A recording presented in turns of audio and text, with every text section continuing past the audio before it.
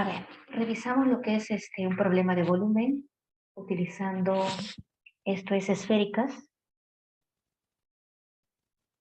Hemos visto también con esférica, bueno, es el mismo ejemplo.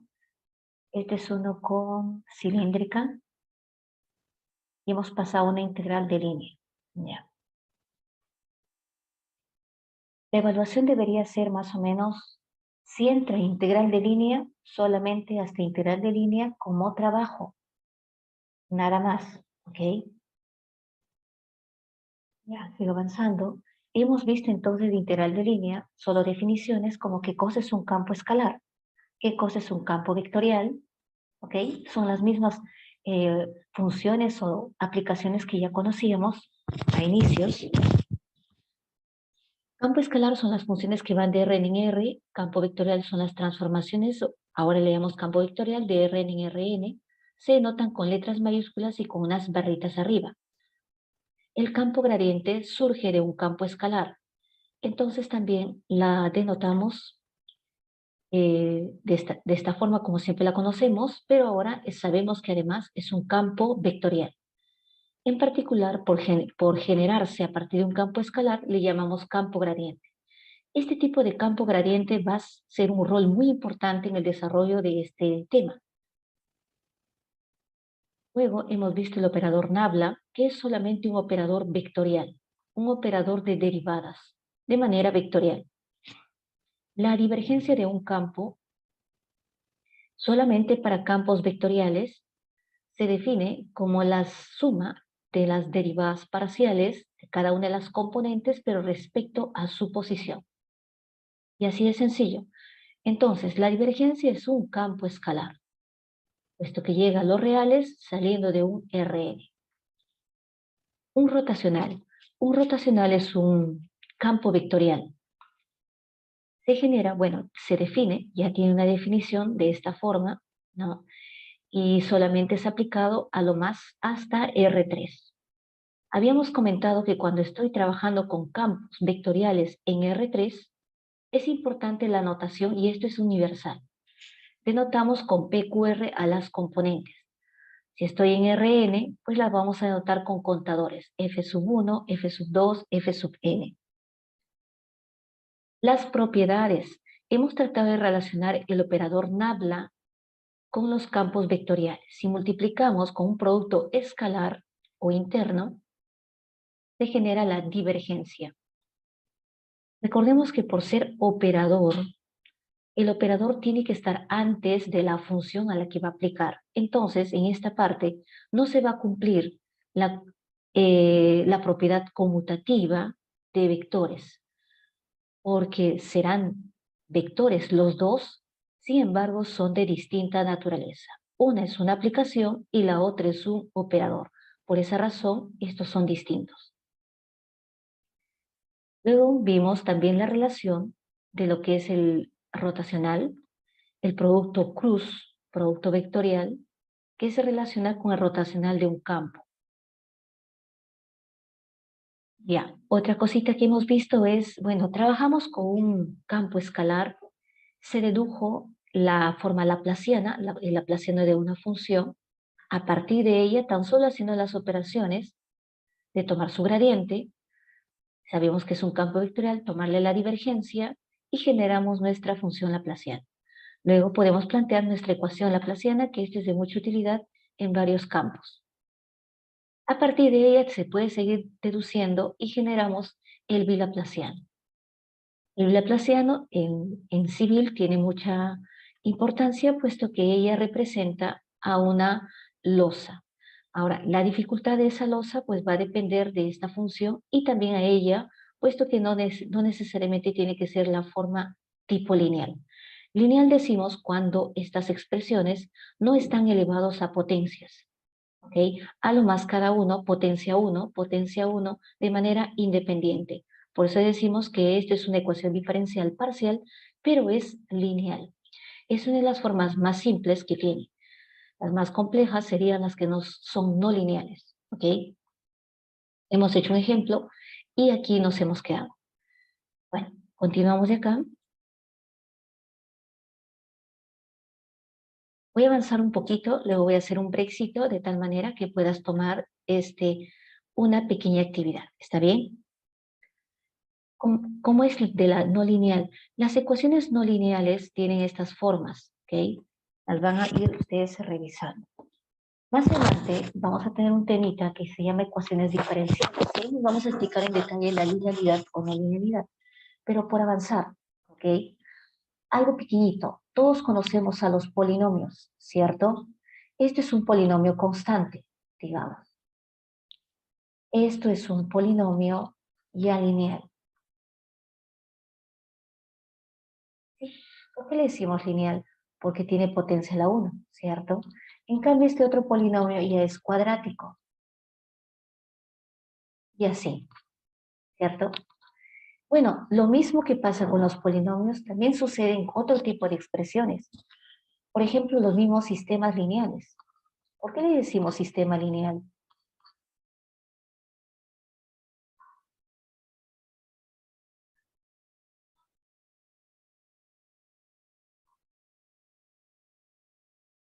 Por ejemplo, le decimos sistema lineal. ¿Lineal por qué? Porque cada una de las variables tiene potencia a la 1. Por eso es lineal.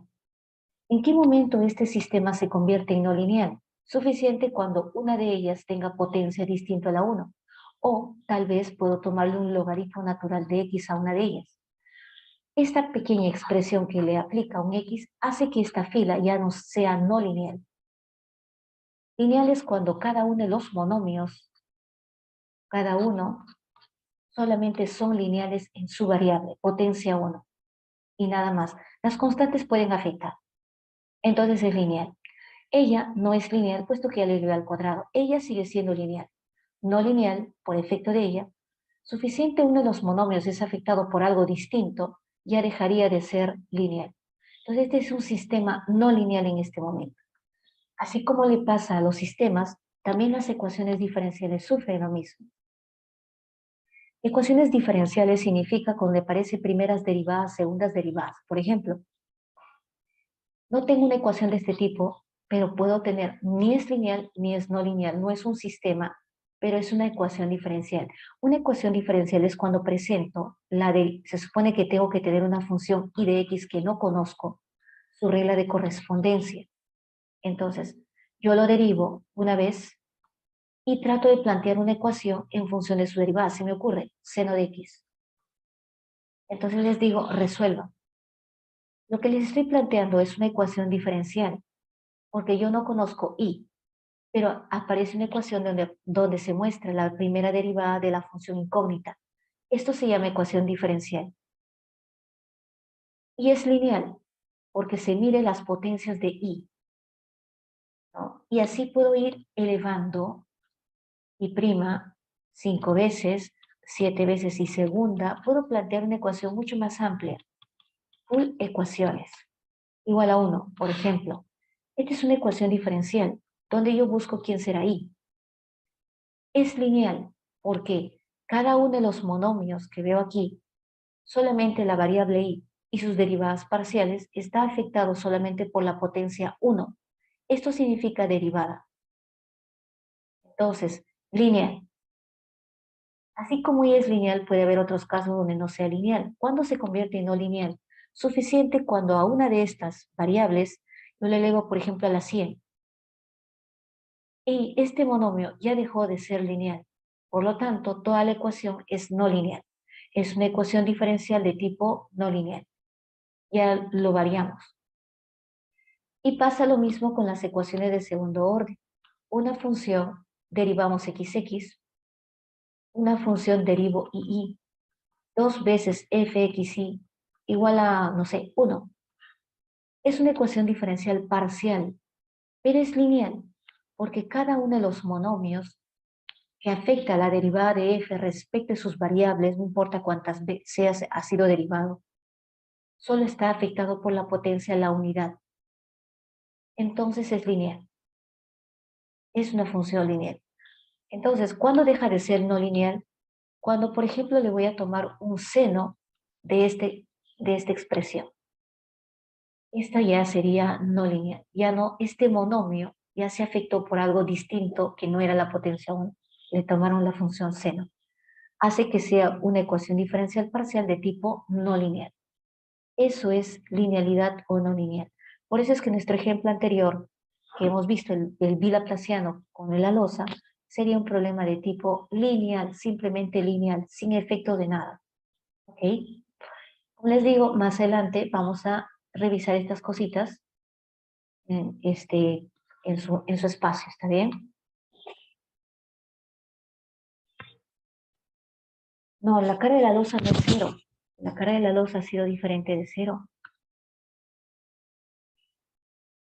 La cara de la losa no es cero. Es distinto de cero. Si no, no sería problema de que represente al menos algo tipo losa.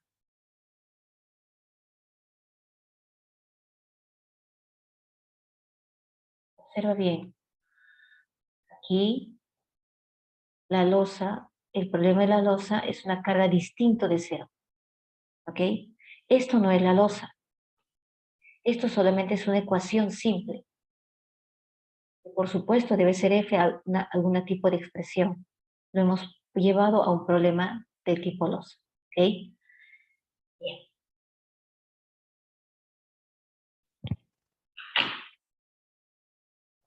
Entonces vamos a continuar.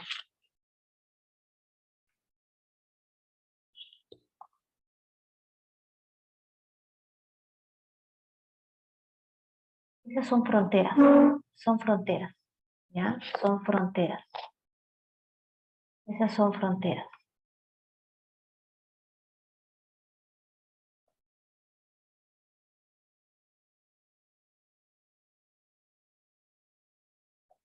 Las fronteras cada uno coloca según lo que quiere analizar. Un problema lineal puede ser muy complejo de acuerdo a sus condiciones de frontera.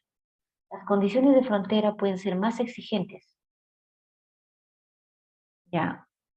Eso es solo un ejemplo muy simple, muy básico, de colocar solamente constantes.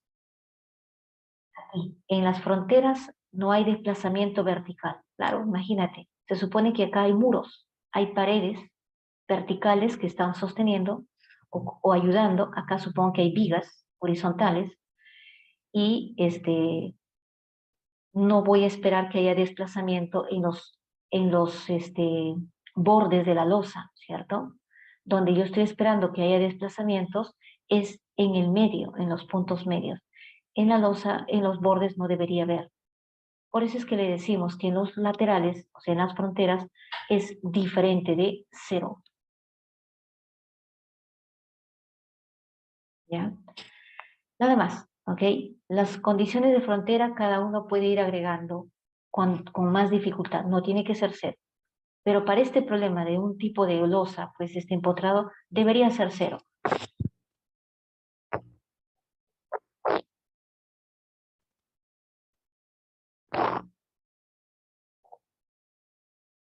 Bien, entonces, continuando con las integrales de línea, se había entonces descrito a los campos vectoriales y ahora vamos a definir lo que es una curva.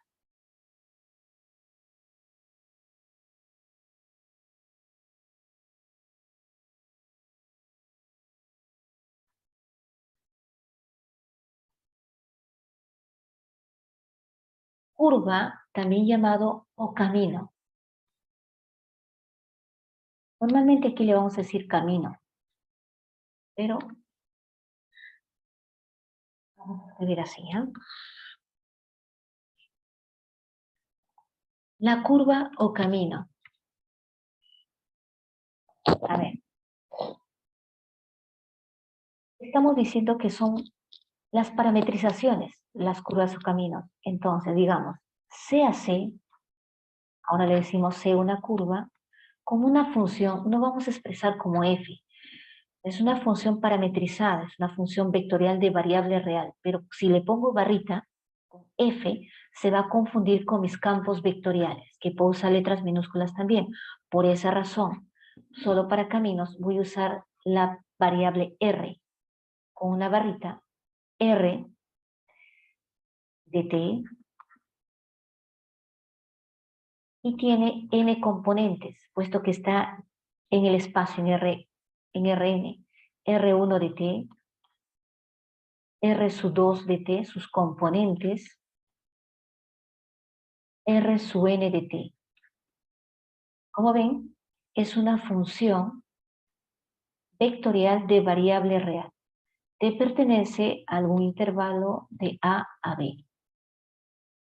Entiende que R, cuando evalúo en A, me va a salir un punto, digamos, A, que esté en Rn. Y cuando evalúe R en el punto extremo del intervalo, me va a salir otro punto en Rn. Luego, un camino siempre va a tener un sentido, porque en este caso sale de A y variando los valores de t en algún momento va a llegar a B. Sale de A y llega a B. Entonces, las curvas no solamente tienen esta forma paramétrica, sino tienen un sentido, dependiendo de su punto de partida y su punto de llegada. No importa cómo, no es una función, es una curva, así que no le estamos exigiendo las condiciones de función. Entonces, se hace en general, este R es una aplicación que va de los reales en Rn. Principalmente es eso, ¿no? Es una función vectorial de variable real. Pero ahora nosotros le decimos camino, nada más. ¿Okay? Luego, P simplemente es un camino que va de A hacia B.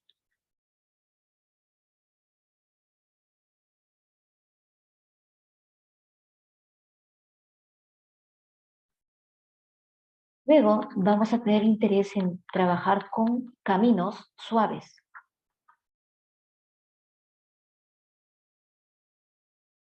Un camino suave.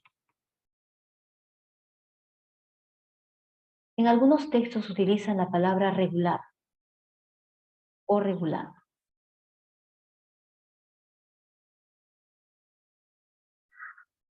Un camino suave o regular simplemente es aquel camino que es derivable. ¿Okay? Tengo C representado como un R de T y T que va de un intervalo A a B, un camino,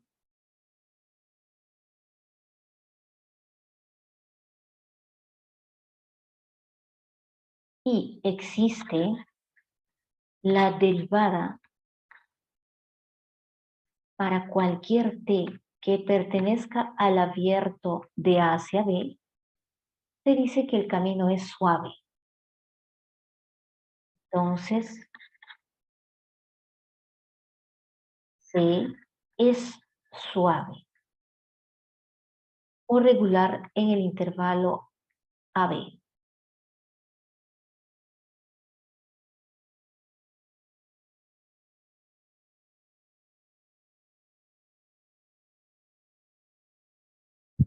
La idea sería que quisiéramos siempre trabajar con caminos suaves y a veces no siempre va a ser posible. Entonces, nos vamos a conformar que sea suave a trozos.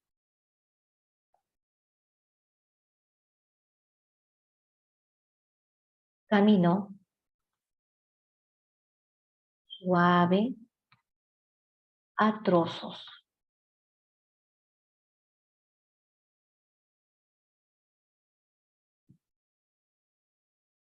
Bien, eh, es cuando tenemos un camino, C por un R de T, donde T está yendo de un valor a B, y existe una partición finita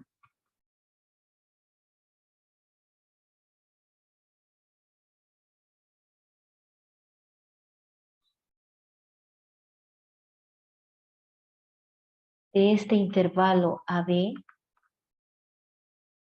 y en cada partición o en cada subintervalo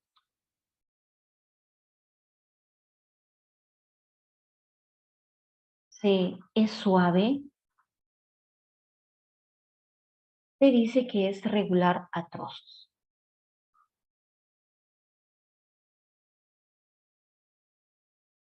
Entonces C es regular a trozos.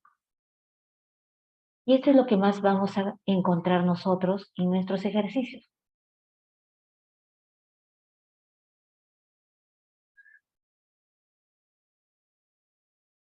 Esto representa la recta numérica, ¿ok? Y yo tengo una curva,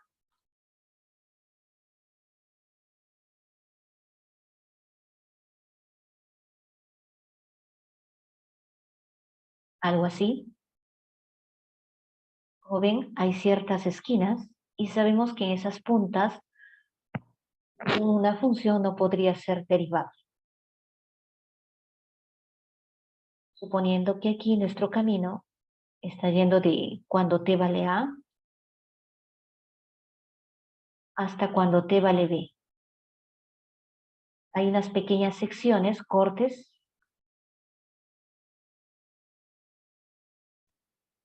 y podemos decir, por ejemplo, si esto es t0, t1, t2, t3, y este b le asignaremos el t4. Entonces, la curva es suave, aquí, por aquí, porque es derivable en estos pequeños intervalos, y aquí, suave. Luego decimos que la curva es suave a trozos. ¿Okay? Necesitamos una curva que sea derivable, al menos en intervalos, subintervalos, pero finito. Queremos relacionar los campos vectoriales con los caminos. Entonces, vamos a suponer, vamos a decir, trabajo. ¿Quién realiza trabajo? Una fuerza. Y como nosotros tenemos campos vectoriales, son vectores, entonces van a hacer el rol de fuerza. Consideremos una función, un campo vectorial f, que va de un dominio U dentro de Rn en Rn. Tomemos también un camino y C, un camino R que parte, por ejemplo, y vamos para que no se duplique nuestro camino representado por R, que va de un intervalo, ¿ya? Pongámosles de AB, que esté en los reales, y llega a U, que está en Rn. Es decir, U está en Rn,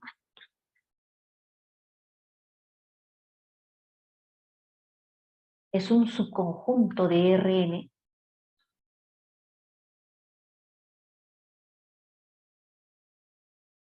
podría ser un abierto incluso,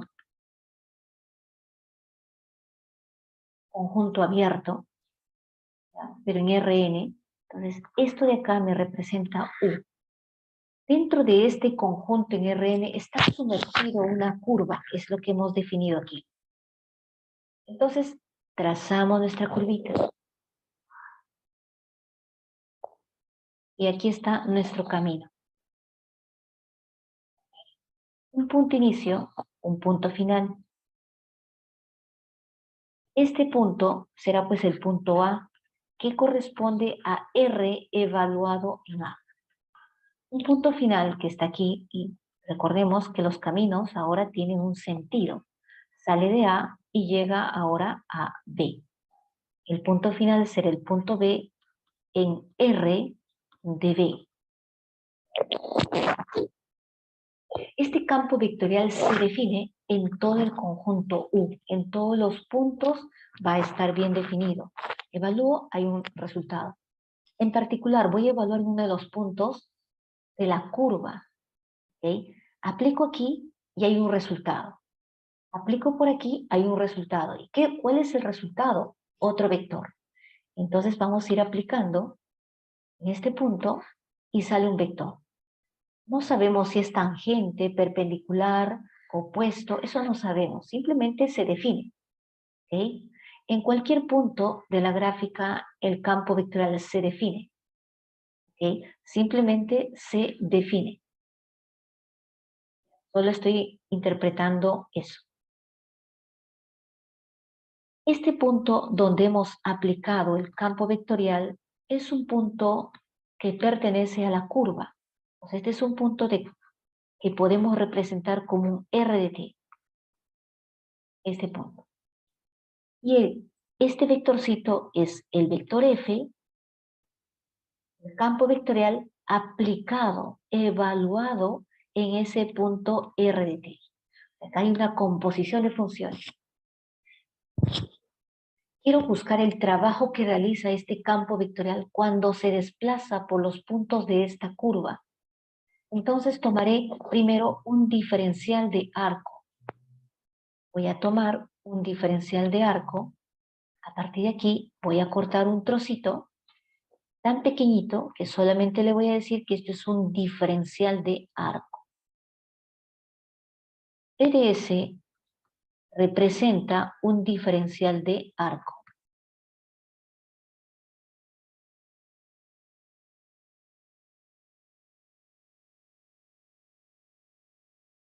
Entonces yo quiero calcular cuál es el diferencial de trabajo, ya que hay un diferencial de longitud aquí, realizado por este campo. Sabemos que el trabajo es el campo o la fuerza, pero que se encuentra en la dirección paralelo a esta longitud, ¿cierto? Entonces no es toda la fuerza la que hace trabajo, sino una componente de ella que esté en la dirección de este diferencial de arco. Entonces podemos representar el diferencial de trabajo es aquella componente de esta fuerza que se encuentra en esa dirección. Y nos preguntamos, ¿en esta dirección quién está? Sabemos que en esa dirección se encuentra el vector tangente unitario, ¿cierto? O simplemente la derivada de R, como querramos decirla. Es que ese punto tangente a ella se encuentra R'. Pero denotemos por el vector tangente unitario en esa dirección. Voy a ver la componente de F en esta dirección. Descomponemos la fuerza, por decir así, ¿ok? De manera tangencial y de manera normal. Entonces, el trabajo realizado sería aquella componente de la fuerza que va en la dirección del vector tangente unitario. Ya tengo la componente de F. Multiplicado por el diferencial de longitud, que en este caso, diferencial de arco. Esto nos hace recordar un poquito qué cosa es componente de un vector A en la dirección del vector B. Es A punto B sobre módulo de B, ¿cierto? Eso voy a hacer. Es entonces, este es F, ¿ok? F punto T sobre el módulo de T.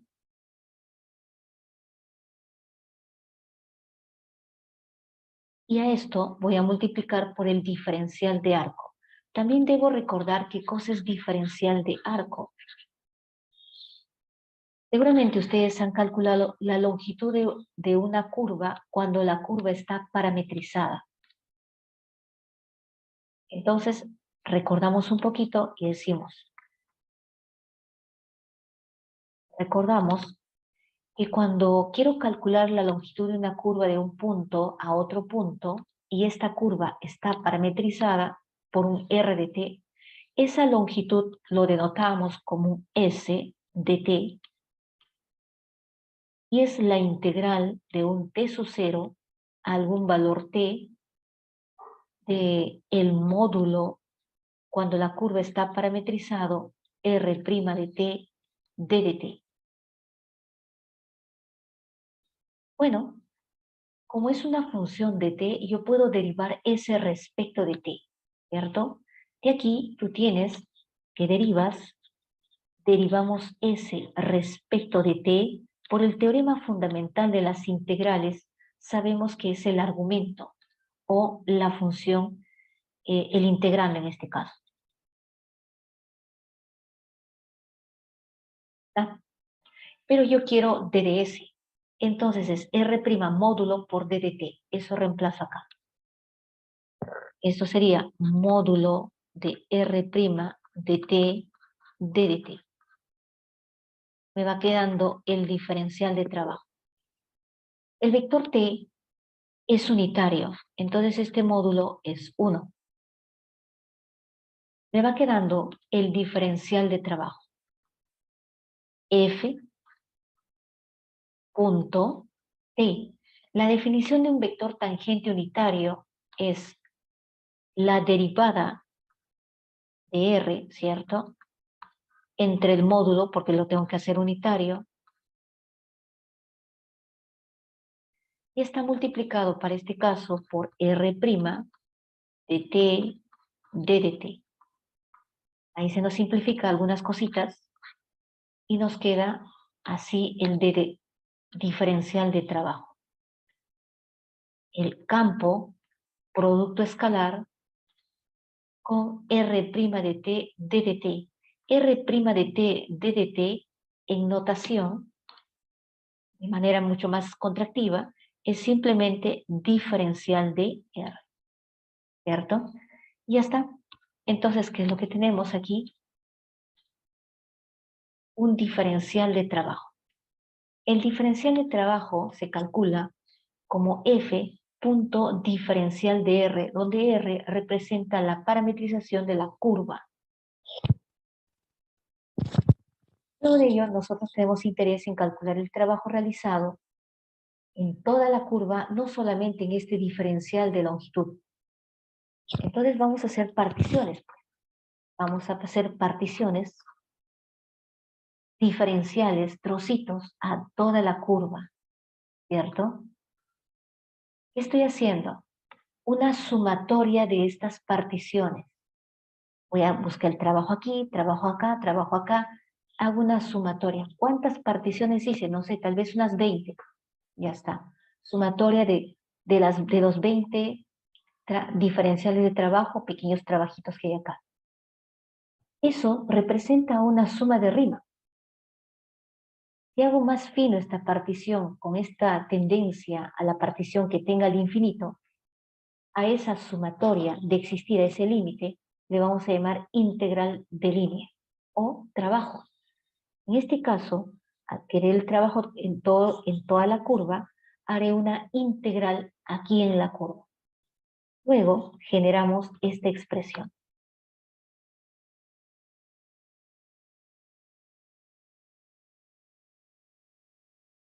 El trabajo que va de una curva partiendo de un punto a un punto B está dado por la integral de f diferencial de R. ¿Pero dónde integro? En la curva. Eso lo formalizamos acá como una definición.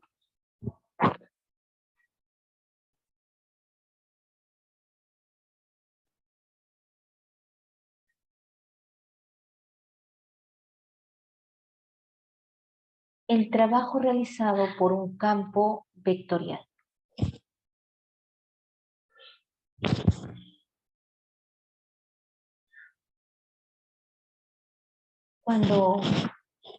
Cuando queremos solamente encontrar el trabajo realizado aquí, ¿ya? Solo aquí, pero yo quiero el trabajo en toda la curva, en toda la curva. Entonces vamos a hacer particiones a la curva, segmentos. Esas particiones, acá hay una pequeña longitud, longitud.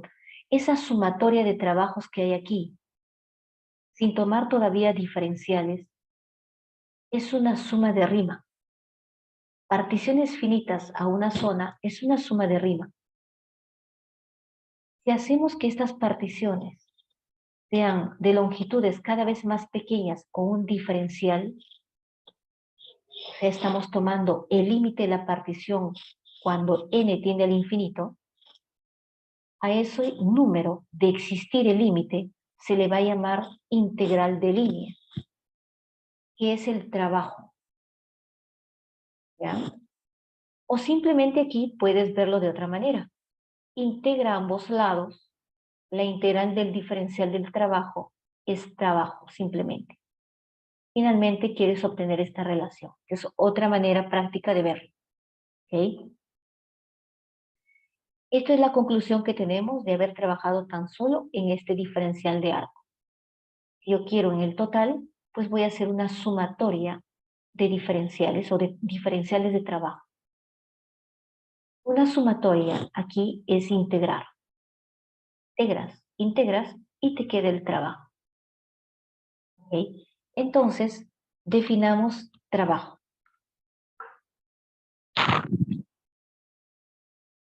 Sea un F, un campo vectorial que va de un conjunto U en Rn, y tengo una curva R de T sumergida en ese U que se encuentra en Rn,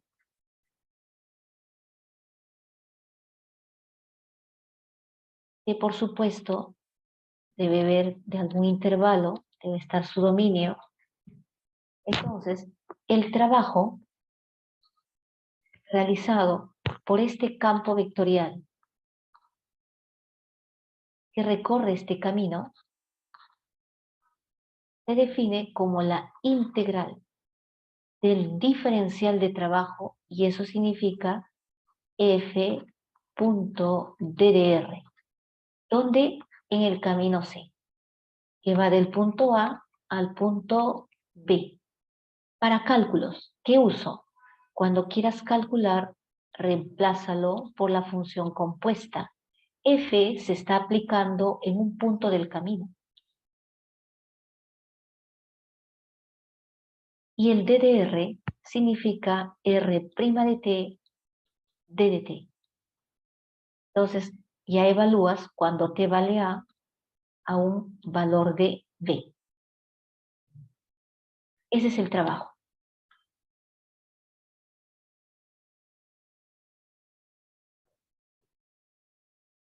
Y este trabajo es lo que genera las integrales de línea.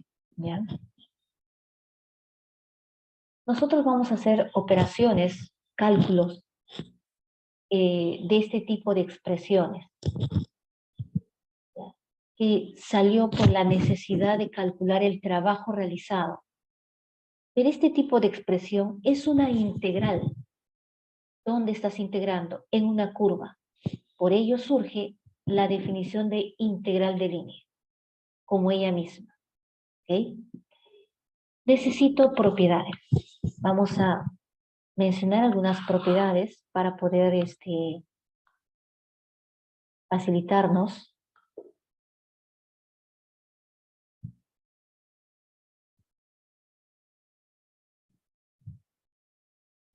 Propiedades.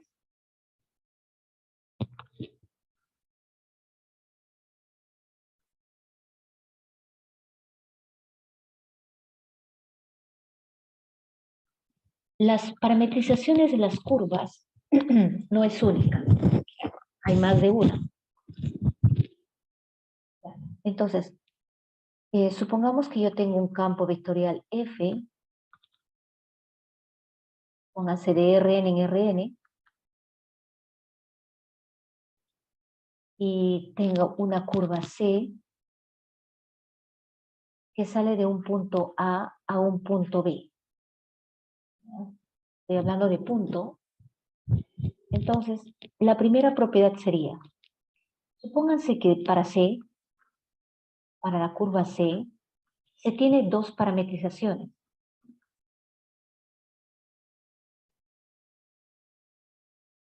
Dos parametrizaciones.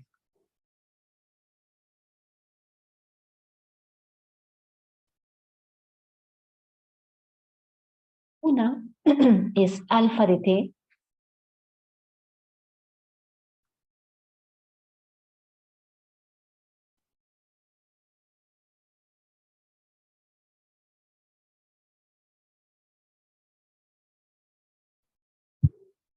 Una parametrización va a ser alfa de t, que va de t de A a B. Y lo que quiero es hacer corresponder, ¿no? Alfa de A sale A, alfa de B es B. O sea, estoy viendo de esa forma, por si acaso. El valor de A es alfa en A, el valor de B es alfa en B. Va en ese sentido. La otra curva es beta de T. T está yendo de C a D.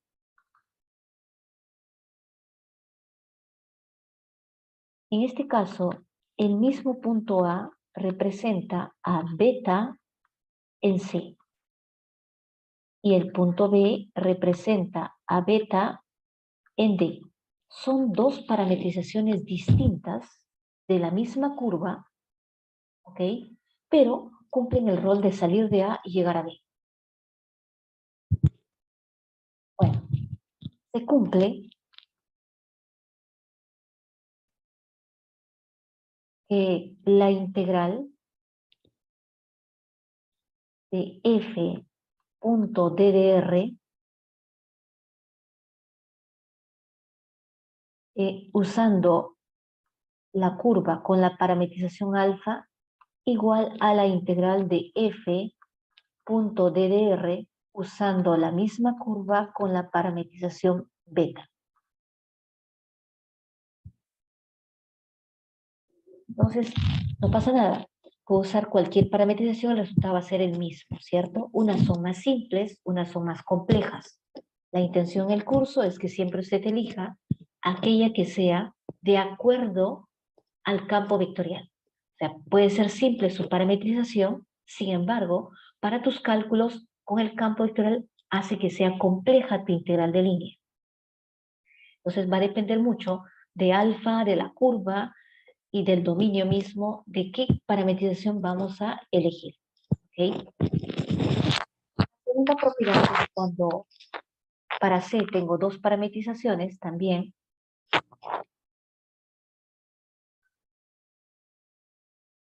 B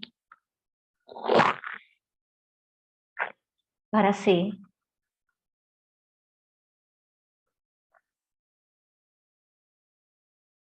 alfa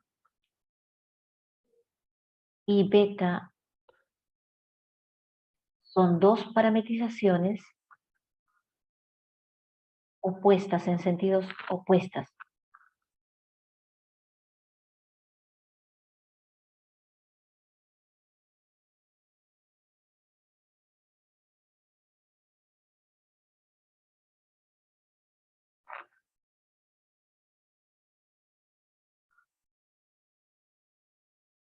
Si fuera así, se cumple que la integral usando la curva alfa o la parametrización alfa, vamos a poner alfa tan solo aquí, es el negativo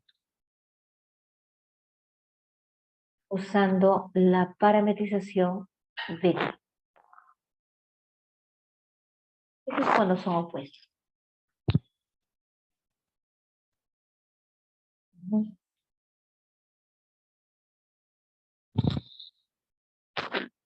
Bueno, preparemos un ejemplo para esto.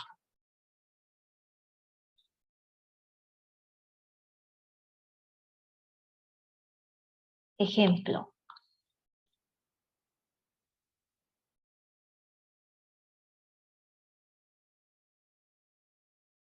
Eh, determine el trabajo realizado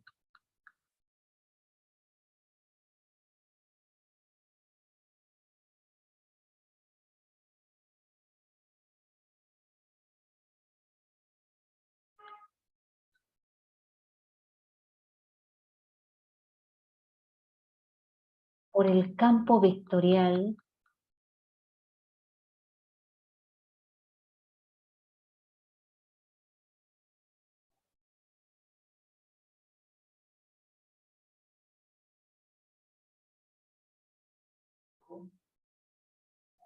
al recorrer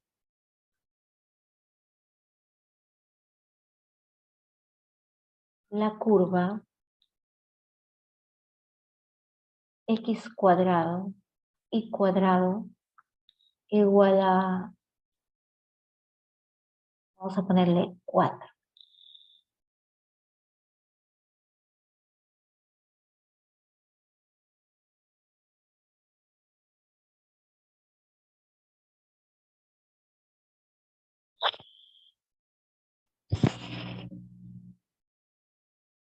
Bien. Lo primero que vamos a hacer es ver la forma de cómo parametrizar la curva. ¿Está bien?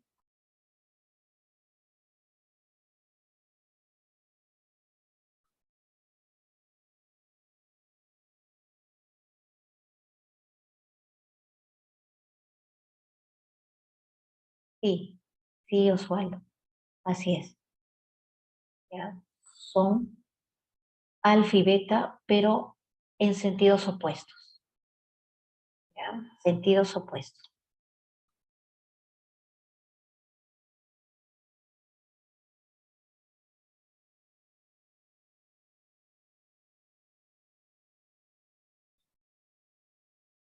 En la propiedad 1, el mismo sentido.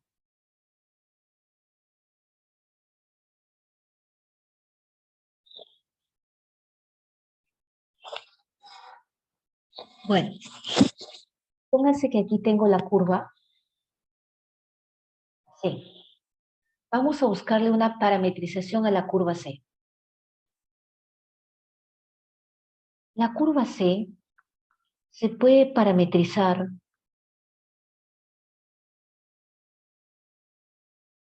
mm, por ejemplo, así. Como C es x cuadrado más y al cuadrado igual a 4, alguien puede pensar que x sea t, por ejemplo, y no está mal. Y de aquí despeja el y, ¿no? El y le sale 4 menos t al cuadrado más menos raíz cuadrada. Entonces puede colocar aquí 4 menos t al cuadrado, raíz. Esto es cuando t, el positivo es cuando t esté en la parte superior y negativo es cuando está en la parte inferior. El t variaría de -1 a 1, supongo, y recorre este sentido. El otro sería así, ¿ok? T -1, digo, -2 a 2, ¿no? Radio es -2. Lo voy a ubicar ya. T variaría de menos. Esta es una forma, pero no ayuda porque tiene radicales, nos va a fastidiar mucho en el cálculo con el campo que todavía tenemos que hacerlo como una composición. Entonces nos vamos a apoyar en la forma polar. Vamos a parametrizarlo de otra manera. Decimos, si nos apoyamos en la forma polar, estamos diciendo que X sea un R coseno de T, teta si quieres, y es R seno de teta. Esto es transformación polar.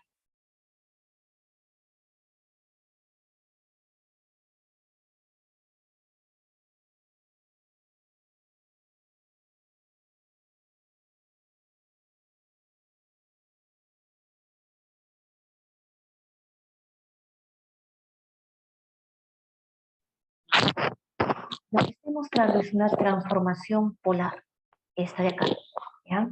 Pero nosotros no vamos a hacer transformación polar. Yo no quiero barrer su interior.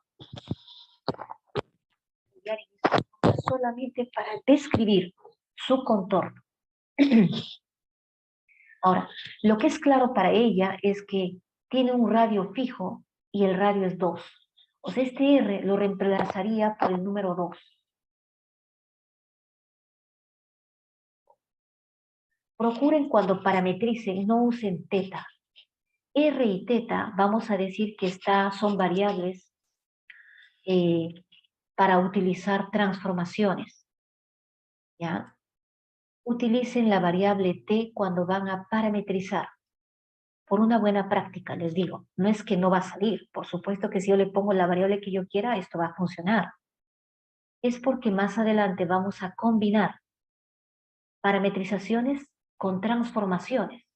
Entonces, si no mantienes tu orden, solamente guardas las variables r y teta para transformaciones, y la variable t para parametrizaciones no vas a tener confusión.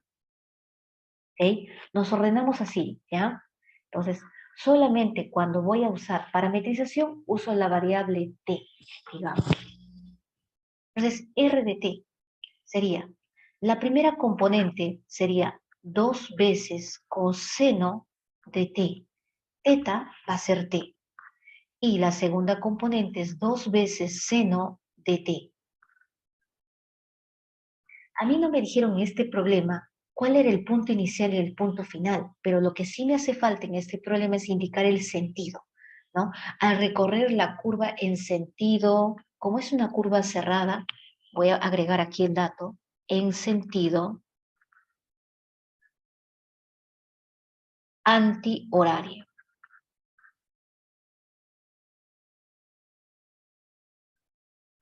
¿Ya? Yo le doy un sentido. Como es una curva cerrada, yo no sé dónde empezó al inicio, ¿no?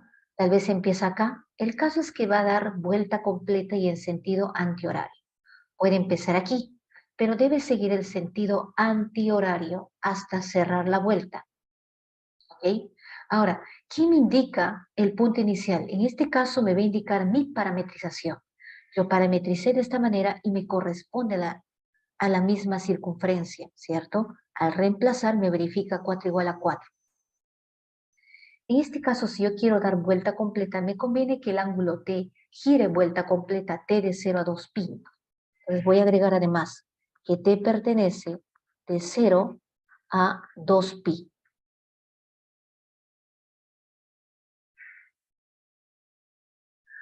Según esta parametrización, ahora voy a ver si estoy yendo en el sentido adecuado. Entonces digo, si T es 0, ¿en qué punto me encuentro? Evalúo. Si T vale 0, estamos en el 2,0.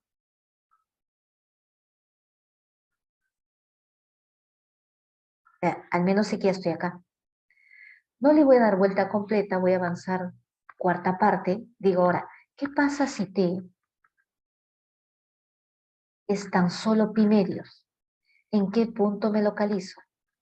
Solo quiero ver el sentido de la parametrización. Cuando t vale pi medios, esto es 0,2. Estoy en el 0,2. Eso significa que estoy por acá, arriba. Empecé aquí en A y ahora estoy en B. Y estoy yendo en el sentido indicado. Se supone que cuando sigo avanzando, voy a encerrar todo tal cual me necesito. Entonces está, ok, el sentido de esta parametrización está de acuerdo a lo que me están pidiendo. Ahora derivo. Yo necesito derivar esta parametrización. La derivada sería seno t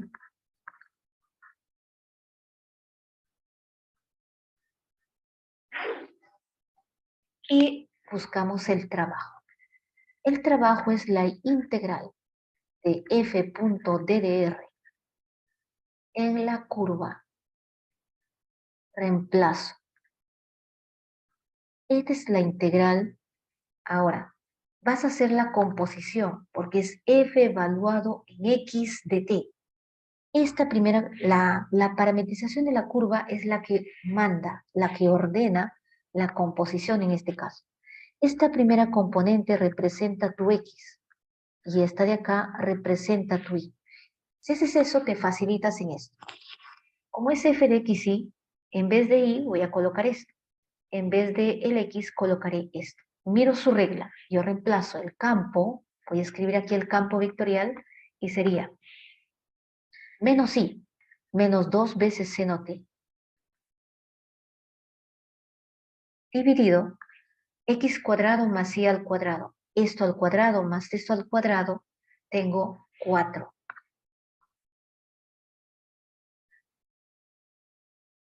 Siguiente componente, idem.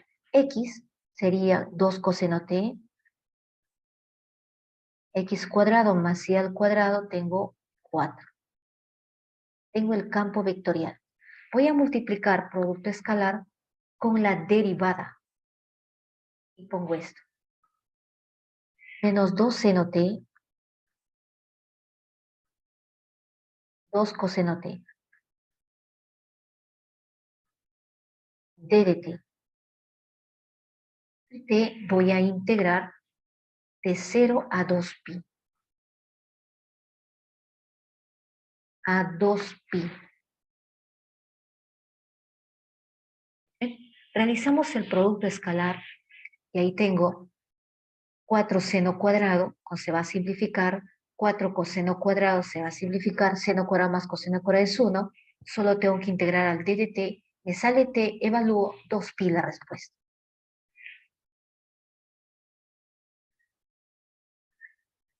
Encontramos el trabajo realizado por este campo vectorial cuando recorre este camino, 2pi. ¿Ok? Así lo vamos a trabajar. Graficar, parametrizar de acuerdo. Ahora, les voy diciendo algo. El campo vectorial siempre les dice la forma como deben parametrizar. Siempre te dice, dale una miradita siempre a esta forma, que sea práctica. Y lo más práctico es siempre pensar de esta manera. ¿Ok? Eso es trabajo realizado. Sencillo, ¿cierto? Nada complejo. Lo complejo va a ser o lo que podría ser las parametrizaciones y las integrales. Nos permitimos definir.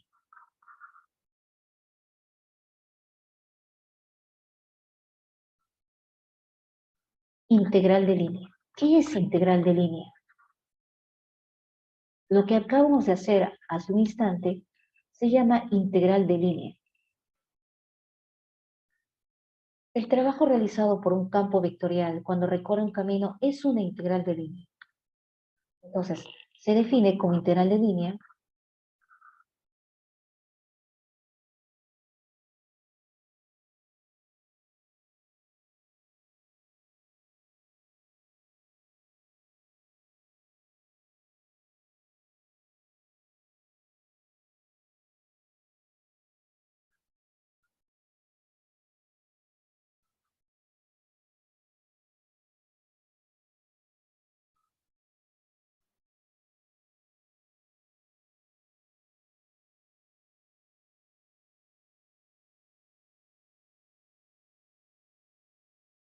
eso es una integral de línea.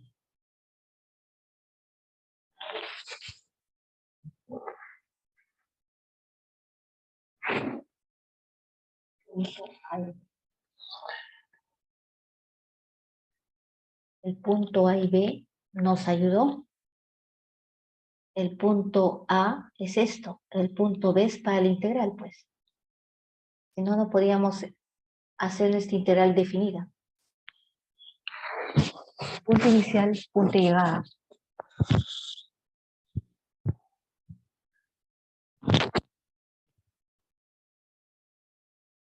¿Sí? Vamos a ver. Necesitamos un ejercicio un poquito más.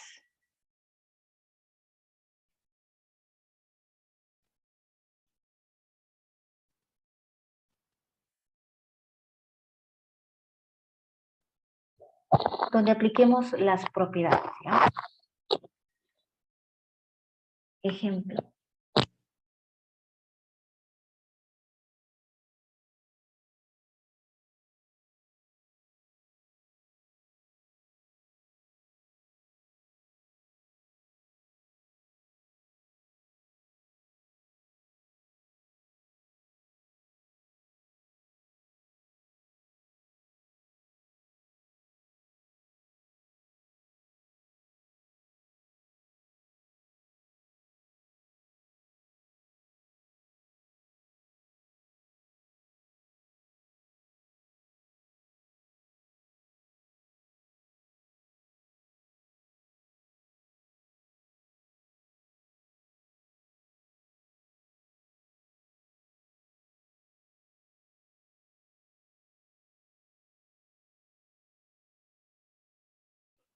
Tengo este campo vectorial.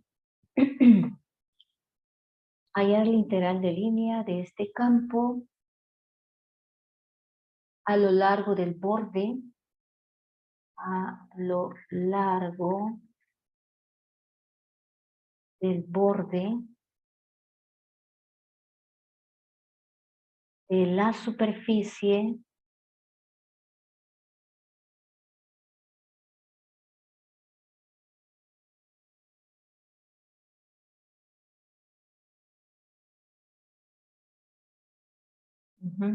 de la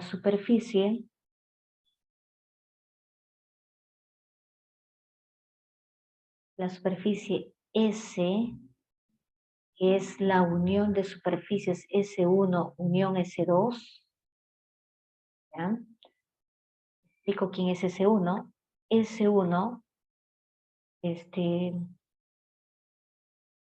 es la intersección de dos superficies, x cuadrado más y al cuadrado igual a 1 al cuadrado, intersección, voy a ponerlo así, ya, con la superficie x cuadrado más z cuadrado, a ver, es S1, así no, S1 es la porción, S1, S1, S1, S1 es una porción, ya, es la porción, no es todo, es una porción,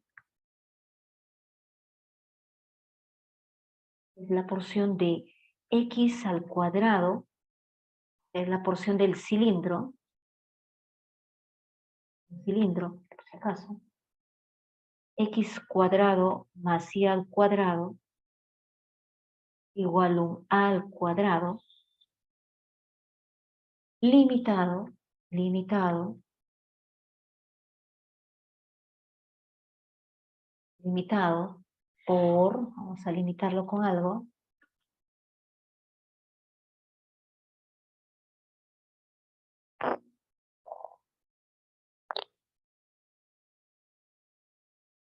limitado por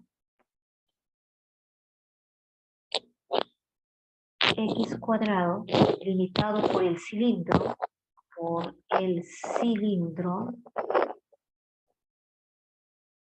x cuadrado más z cuadrado igual a 1 al cuadrado. Ese es S1. ¿Ya? S2 es la porción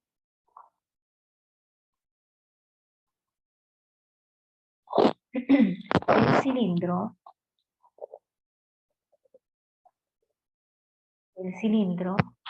x cuadrado más z cuadrado igual a 1 al cuadrado, limitado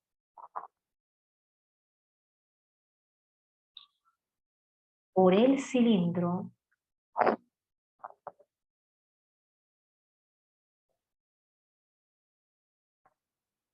x cuadrado más y al cuadrado igual a 1 al cuadrado.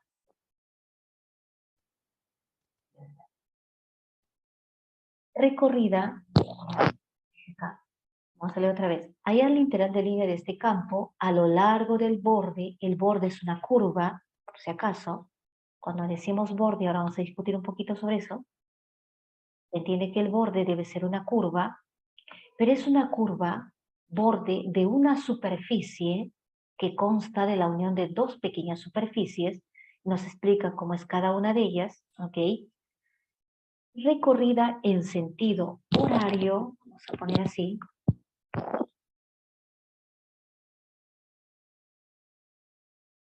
recorrida en sentido horario.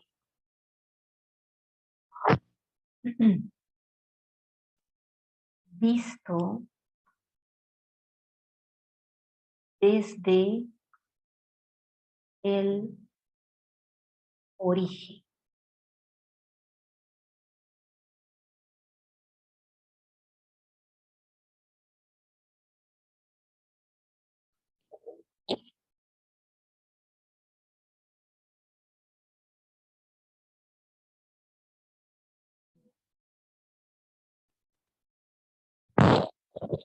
Pregunta para ustedes, ¿ya? Primero tengo que aclarar una cosa bien simpática. Yo tengo un cilindrito. En este momento, imagínate que este es un vasito. Un vasito. ¿Ah? Un vaso no tiene tapa, ¿cierto? Bonito vidrio, la base. Segundo, todos de acuerdo que el borde de esta superficie, acá hay una superficie, ¿cierto? El vaso es una superficie. Y es una superficie que consta de dos superficies todavía. Sí, ¿no? Hay una parte lateral que consta de una superficie 1. Hay una parte inferior, la base, que consta de un plano. Tengo una superficie cilíndrica y tengo un plano. Ambas son porciones de superficie. No es todo el cilindro que es ilimitado, ni es todo el plano que es ilimitado. Es solo una porción de plano y es una porción de cilindro. La ecuación de ese cilindro verifica con esta porción de cilindro, ¿cierto? La ecuación de ese plano verifica cada punto que está aquí en la superficie de este plano, de este pequeño disco, con esa ecuación. Hay una superficie total del vaso. La superficie total es S, que es la unión de dos superficies. ¿Estamos de acuerdo? ¿Sí? ¿Qué está pasando? Tengo la unión de dos superficies.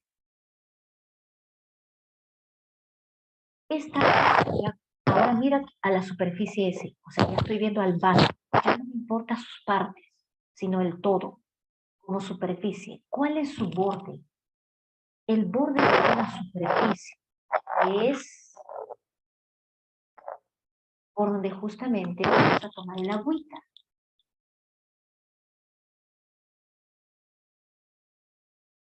¿Cierto? Ese es el borde. ¿Cuál es el borde de...? No me van a decir que este es el borde. No. ¿Por qué vas a decir que este es el borde? Tú lo estás mirando directo y ves como es una arista o una generatriz. Acá no hay arista, es generatriz del cilindro. Gíralo, dale la vuelta, te aparece otra generatriz. Es porque lo estás mirando de frente, pero esto no es un borde. ¿Okay? Es la parte terminal de toda la superficie, borde. ¿Okay? Esto es importante porque más adelante nosotros vamos a trabajar con el teorema de Stokes. Entonces debemos diferenciar de lo que es, ¿y esto de acá qué es? ¿Superficie? No, esto es una curva de intersección de la superficie S1 con S2. Todo punto que se encuentra aquí pertenece a S2 y pertenece a la otra superficie. Todo punto que se encuentra aquí es parte de la superficie S. Simplemente es la curva donde empalmaron dos superficies. Esto no es un borde. El borde es esta parte terminal, el contorno. ¿Ok? Ya. Con borde vamos a comprender esa parte. Igual cuando te pones el casco del ingeniero civil, ¿cierto?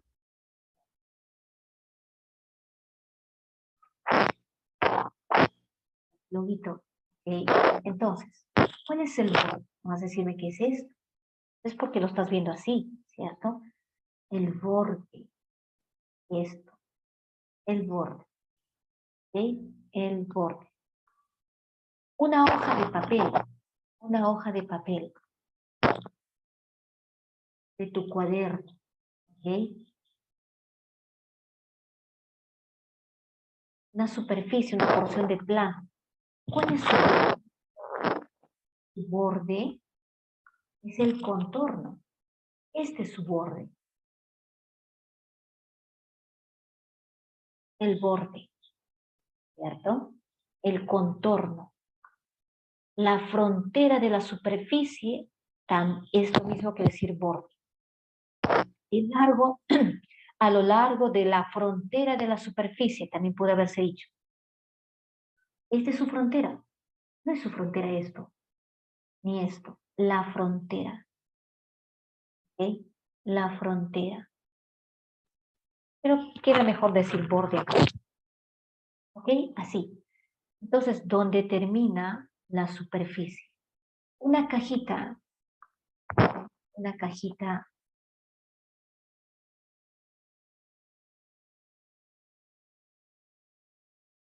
una cajita, por ejemplo, donde guardas las cosas, ¿ok? Y esta parte de la cajita lo has girado, lo has volteado, y esta es la parte donde está hueca, donde vas a guardar las cosas. Voy a pintar solo la parte donde vas a guardar las cosas. No pinto lo demás para que no se mezcle. Entiendo que es cartón, cartón, cartón, todo. Aquí está hoyo, el hueco, ¿no? Por donde guardas las cositas, ¿ya? Esta es una superficie, claro, una superficie que consta de varias superficies. Un plano, otro, otro, al fondo y uno que está acá. Pero al total es una superficie. ¿Qué vienen a hacer esta línea que estoy viendo acá?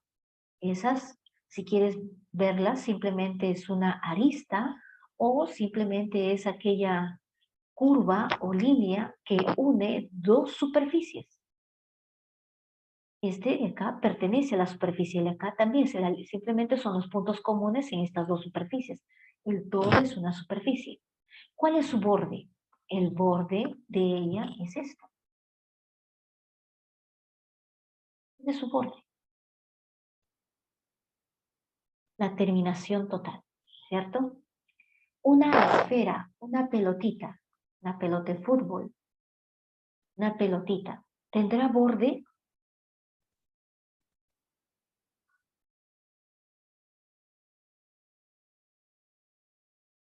Una pelota. Todo es superficie, la misma superficie, no hay unión de superficies. Tiene un hoyo, bueno, obviamente la parte interior habrá pues este aire, pues es una pelota, está llena con aire, pero es una superficie. ¿Cuál es su borde de esta pelota? ¿Tiene alguna parte terminal donde puedo guardar los objetos? No.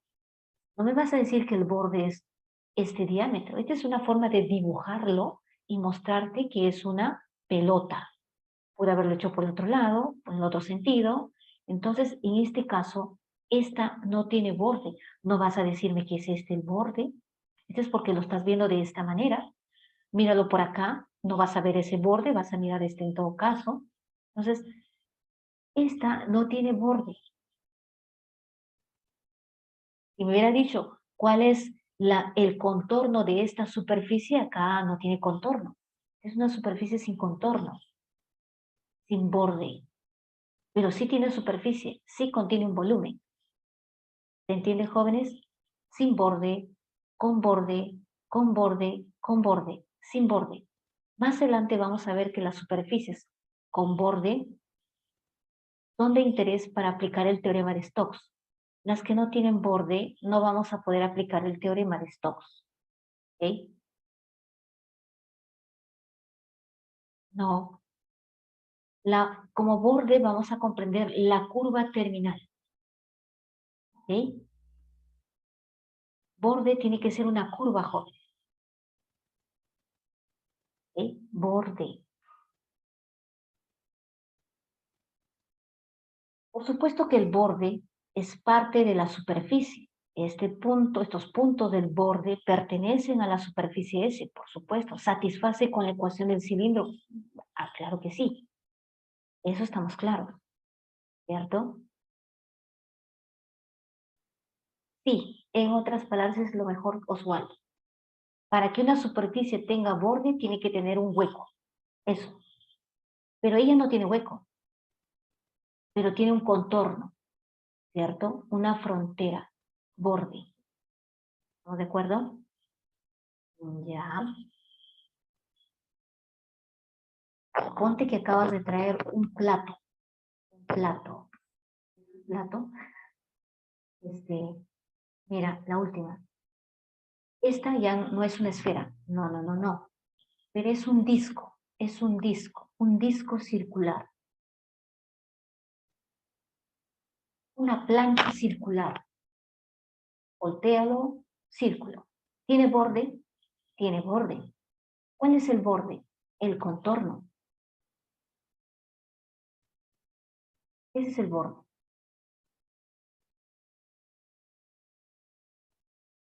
¿cierto? El borde. Por acá superficie. No me permite o pasar la mano por acá. Por acá tampoco puedo atravesar la mano. Tengo que irme por los bordes. ¿Ok? Tapa cerrada, cerrado, cerrado, me voy por los bordes. Superficie, yo no puedo atravesar el cilindro, no puedo atravesar la base, me voy por el borde. Aquí, por ningún lado puedo atravesar. Totalmente cerrado, sin borde. Bien. No está por demás haber trabajado esto, está bien, ¿ya? Nos va a ayudar en lo que vienen los ejercicios. Lo dejamos ahí, pero vamos a graficar esto ahora.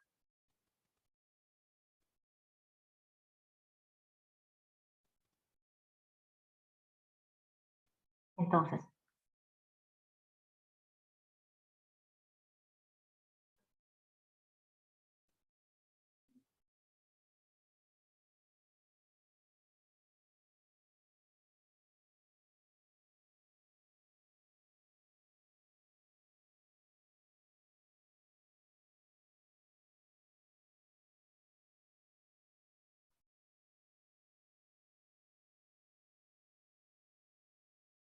X y Z. Nos hablan de dos cilindros.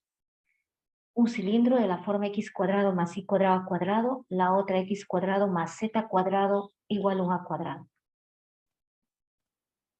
En borrador, mira, x y z. Primero voy a bosquejar mi cilindro, x cuadrado más y al cuadrado igual a 1 a cuadrado. Cilindro. Acá me faltó algo más. La superficie S del primer octante, vamos a cortar ya.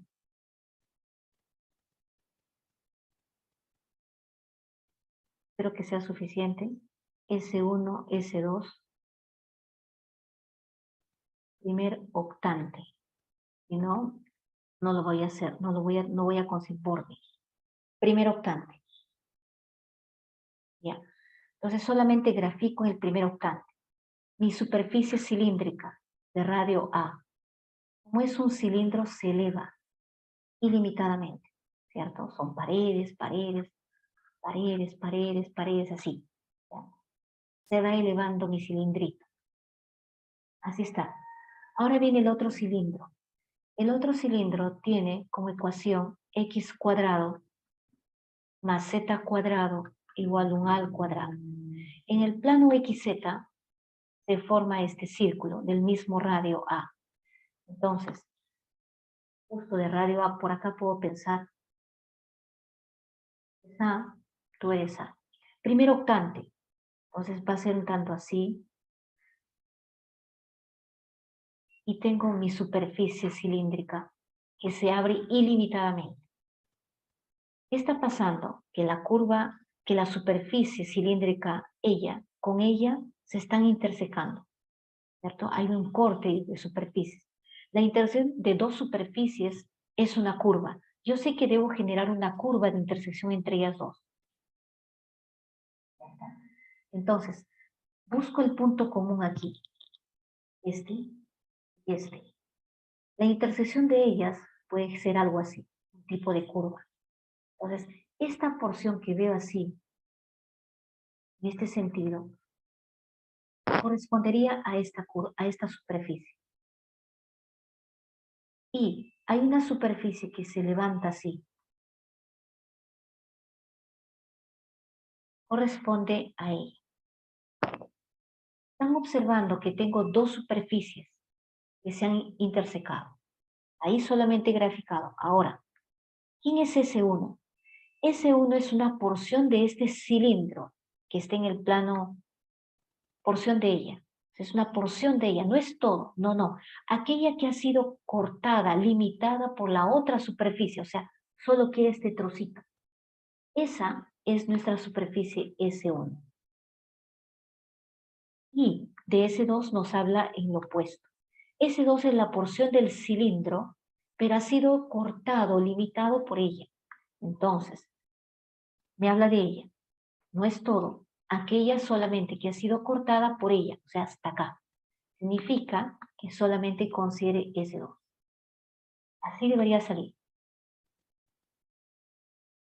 S2 y S1, la unión de esa superficie se llama S, el total. Y solo debo ubicarlo en el primer octante, solo primer octante. Superficie en el primer octante. ¿Cuál es su borde? Aquí no puedo ingresar, por acá no. Esto no vas a ser borde, esta es la curva de intersección de las dos, donde pegan las dos. Pero todo es una superficie. El borde es donde termina en el primer octante, donde se limita. Ese es el borde. ¿Ok? Entonces yo voy a pasarlo esto a limpio.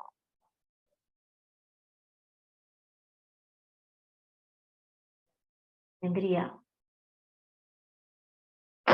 una parte, tengo la otra, menos así.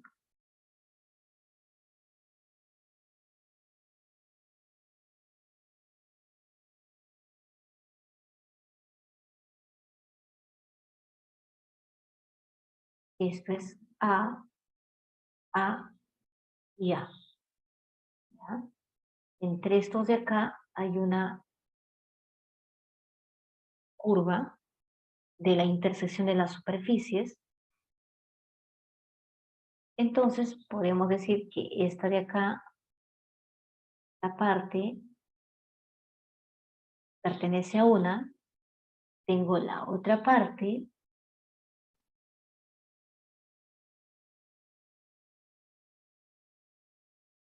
que pertenece a la otra superficie. Yo ya la tengo identificada.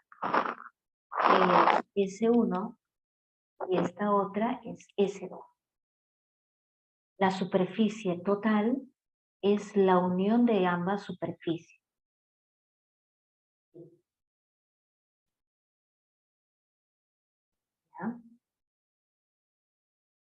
¿Ya? No sé qué parte quisieras que repita, pero solamente he graficado la superficie C1, cilindro, y ha sido limitada por la otra superficie. Y esa es mi superficie C1. ¿Ya? Nada, simplemente estoy dibujando la superficie C1 de ecuación x cuadrado más y cuadrado igual a un a cuadrado, la de verde. Pero no es toda la superficie, nos ha dicho que considero aquella que ha sido limitada, cortada por ella. Ella lo trunca su crecimiento hacia arriba, ¿cierto? Entonces solamente quiero esta porcioncita de C1. La superficie C2, su ecuación cilíndrica es x cuadrado más z cuadrado igual a un a cuadrado. Es esta superficie que se va hacia la derecha de manera ilimitada, pero ha sido truncada. No quiero, solo quiero aquella porción de superficie C2, pero que ha sido limitado por la otra superficie que viene creciendo. La trunca aquí y solamente identifico que es esta porción. Al final yo tengo dos porciones. A mí me indican que ese debo considerar como la unión de superficies, y está acá. Ahora identifico el borde. Recuerda que solamente me dijeron el primer octante. ¿Okay? Ahora, cascarón, cascarón por estos lados, y su borde sería este, este, este y este. Son los bordes. A los bordes, como ven, el borde de la superficie S, es en otras palabras la frontera de S también. En matemática la frontera lo denotamos por un tipo S arroba, ¿ok? Tanto tampoco. Vamos a ponerlo así nomás. Como si fuera, como si vas a derivar, derivada parcial, ya, eso. Es una notación en los textos un tanto científicos, vamos a decir, se denotan de esta manera. Las fronteras. Hace alusión a quién, a ese. Se lee frontera. Nos vamos a ir acostumbrando a esta notación.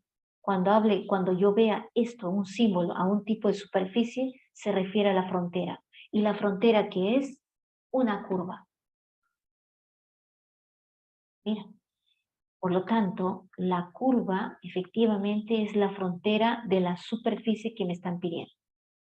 Pero esta es una curva, es otra y otra y otra. Necesita nombres. Vamos a decir, curva 1, curva 2, curva 3, curva 4. Entonces la curva C se compone de la unión de 4 curvas. C1, C2, C3, C4. A mí me están pidiendo hallar la integral de línea del campo F diferencial de R en la curva C.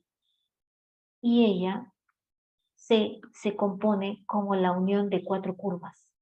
Es decir, tengo que calcular 4, la integral en C1 de F de DR,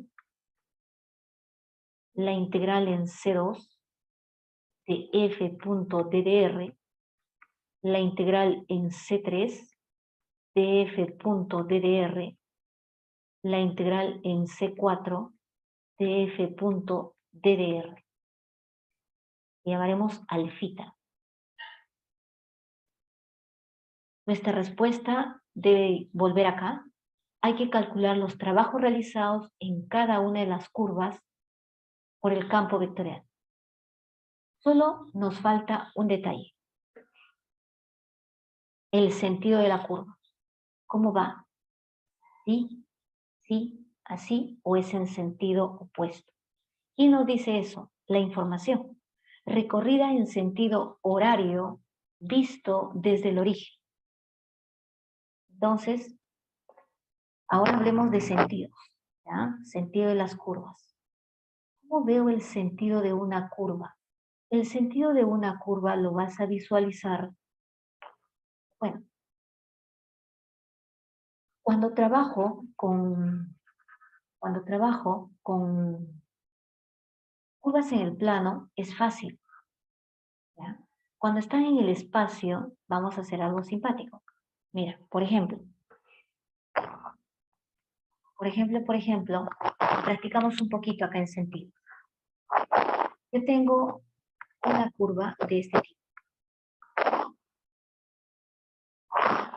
Este es mi eje X y mi eje Y. Yo te digo, ponle sentido horario.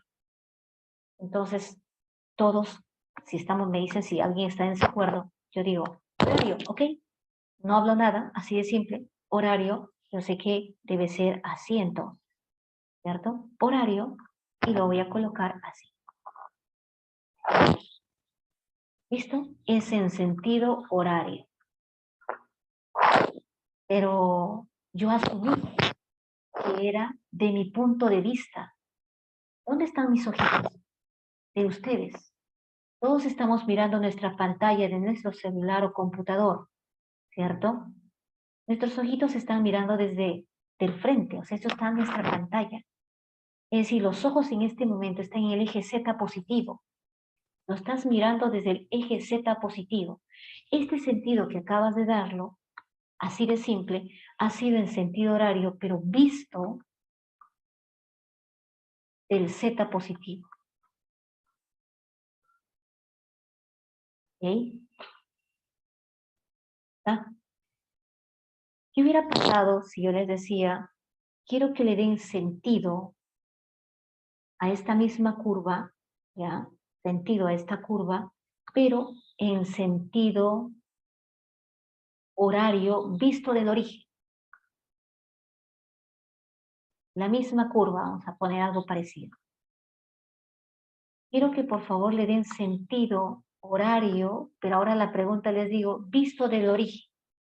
Quiero sentido horario visto del origen. Entonces, ¿qué hacemos? Nos sacamos los ojos y colocamos detrás, no va a poder ser posible. Nosotros siempre vamos a ver del Z positivo. Siempre. Entonces, si te dice horario, vas a hacer esto. Si te dice horario, míralo siempre tal cual te pide, horario. Ok, es así. Pero te quedas con este sentido si te hubieran dicho del Z positivo. Pero como te dijo del origen, lo inviertes.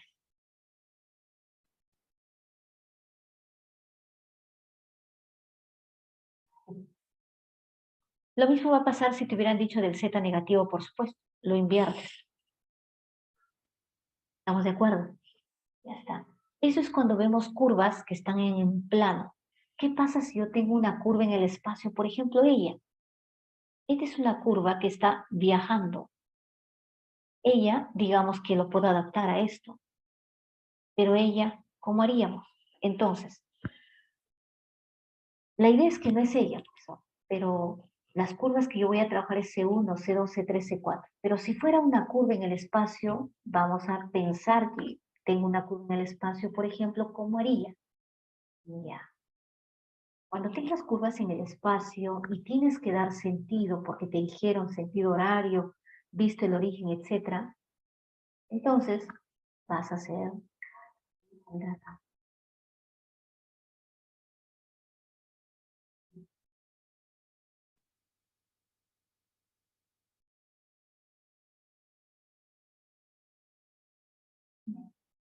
Eh, puede ser este tipo de curva, poner está en el espacio la curvita. Lo que haces es tomar una porción de la curva y proyectarlo al plano XY. Eso vas a hacer, ¿ya? Tú vas a tomar una porción de la curva y lo proyectas al plano XY. Lo proyectas. En este ya estaba. Entonces, más o menos bosqueja lo que crees que va a caer. Mira el sentido de la curva en el plano XY. Esta porción es su proyección, no es la curva. Es la curva proyectada. Como está en el plano XY, y te pide siempre verlo del origen o del Z positivo, cualquiera, tú solamente ve el sentido. Lo proyectas y lo vas a ver desde el Z positivo. Entonces, si tú lo quieres, digamos, saliendo de X y llegando, digamos, hacia el Y positivo, voy a darle un sentido, voy así. La idea es darle el sentido en el plano y después lo subes, lo regresas. Entonces el sentido debe ser así. ¿Ok? Una pequeña porción, proyéctalo a un plano coordenado, el XY es lo ideal, para ver el sentido, solo esa porción y luego lo sube. Y como es una cadena, se va a perseguir. Sería la forma. Ya.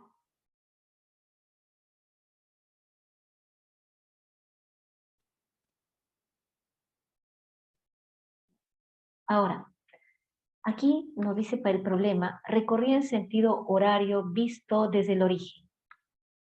Entonces, yo no voy a trabajar con ella, ni con ella, ni con... Voy a ver con la curva más fácil, que es la curva C1. Trabajo con la curva más sencilla y la veo así. La veo así, solo la porción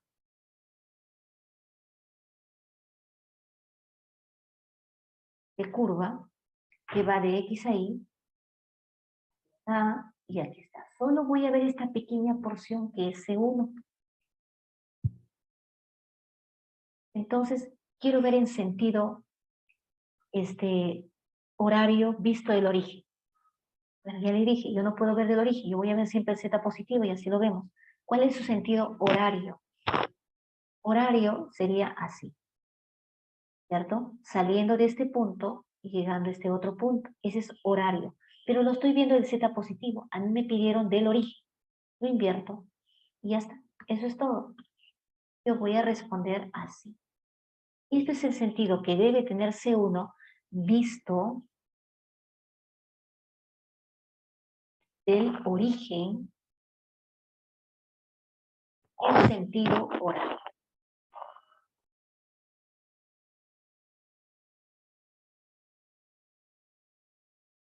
Y se acabó.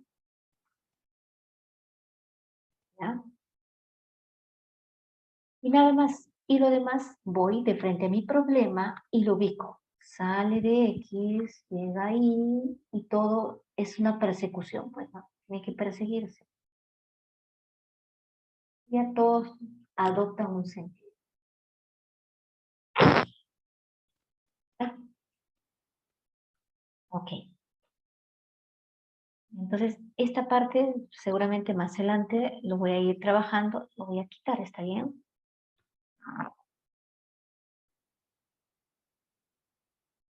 queda ella.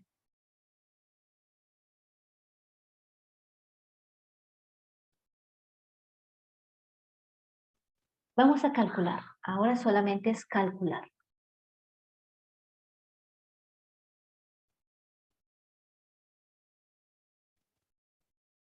Vamos a calcular.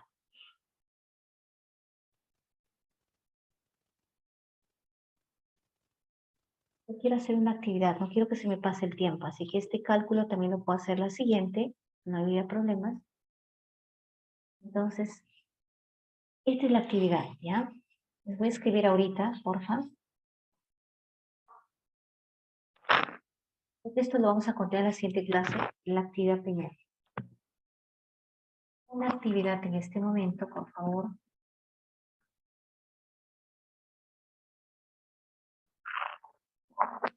No quiero que calculen, solamente quiero que la representen a esta integral triple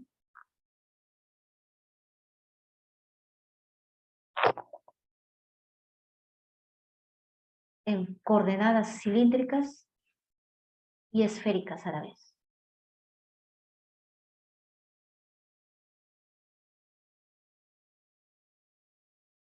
Es la exponencial en alguna región R, ¿ya? Ahora, ¿cómo es R? R es un sólido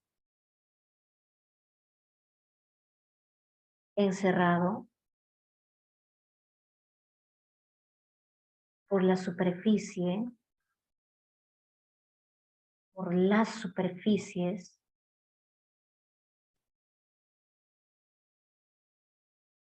z cuadrado 4 veces x cuadrado y cuadrado. Otra superficie 2z x cuadrado más y cuadrado. Y la otra superficie z igual a 2. Todo esto solamente en la región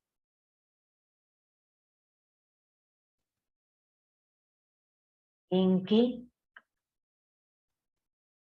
x más y sea mayor o igual a 0.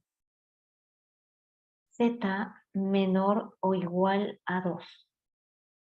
¿Okay? Usando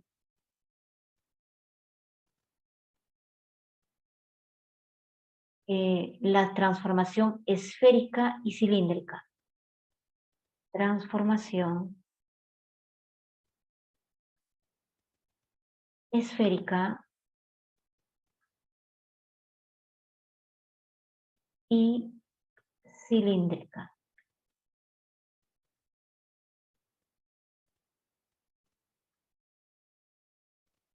Ya. Entonces, lo van a trabajar en este momento. Primero grafiquen, luego busquen sus variaciones de X, de Y, de Z, solo variaciones, ¿ya? No calculen las integrales.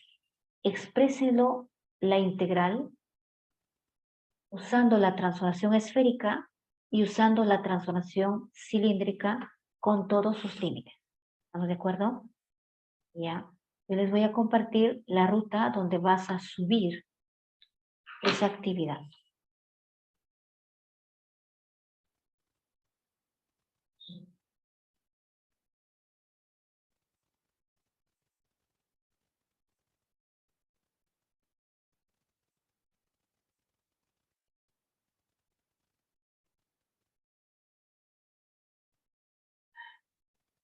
Bien.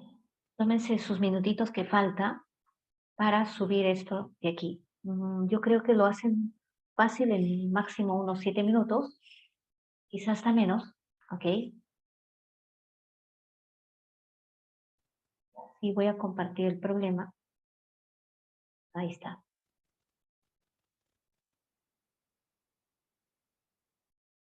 Estaban haciendo la actividad, ¿ya? Y que se ha grabado, no se preocupen, se ha grabado la clase, pero guardar esto.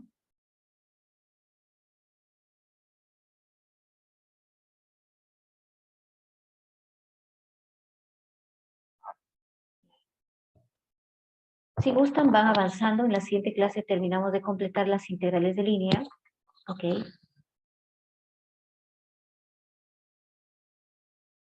En Orce, ¿cómo se ve? Mira, yo veo así. Ahorita te voy a mostrar, ¿ya?